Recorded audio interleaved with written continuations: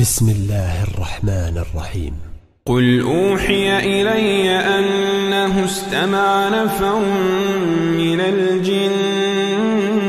فقالوا إنا سمعنا قرآنا عجبا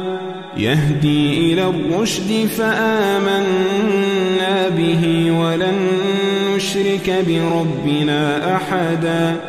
وأنه تعالى جد ربنا ما اتخذ صاحبة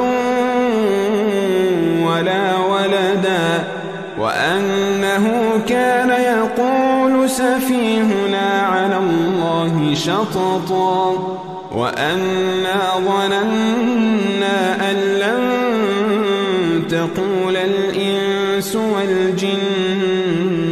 على الله كذبا وأنه كان رجال من الإنس يعوذون برجال من الجن فزادوهم رهقا وأنهم ظنوا كما ظننتم أن لن يبعث الله أحدا وأنا لمسنا السماء فوجدناها ملئت حرسا شديدا وشهبا وأنا كنا نقعد منها مقاعد للسمع فمن يستمع الآن يجد له شهابا رصدا وأنا لا ندري أشر أريد بمن في الأرض أم أراد بهم ربهم رشدا وأنا منا الصالحون ومنا دون ذلك كنا طرائق قددا وأنا ظننا أن لن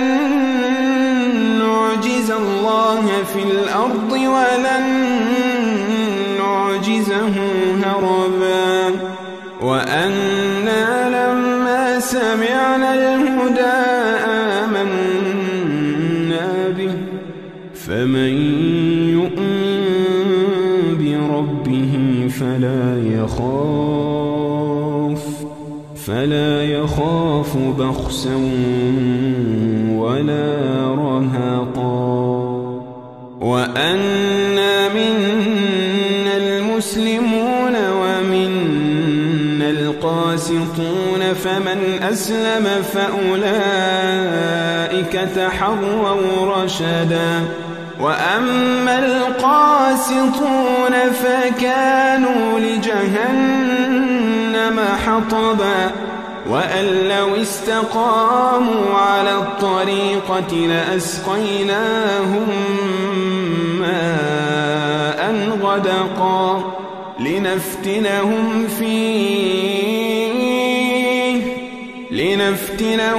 فيه ومن يعرض عن ذكر ربه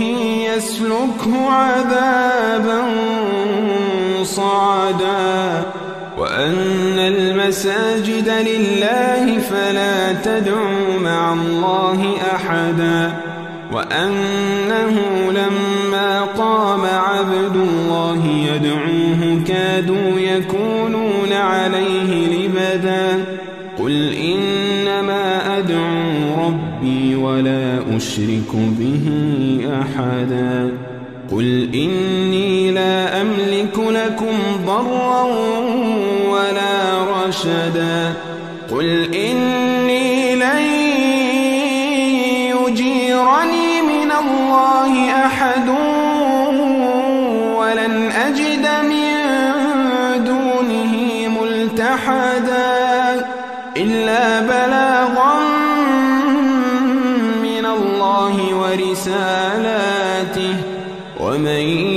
يعص الله ورسوله فإن له نار جهنم فإن له نار جهنم خالدين فيها أبدا حتى إذا رأوا ما يوعدون فسيعلمون من أضعف ناصرا وأقل عددا قل إن أدري أقريب ما توعدون أم يجعل له ربي أمدا عالم الغيب فلا يظهر على غيبه أحدا إلا من ارتضى من رسول فإنه يسلك من بين يديه ومن خلفه رصدا ليعلم أن قد أبلغوا رسالات ربهم وأحاط بما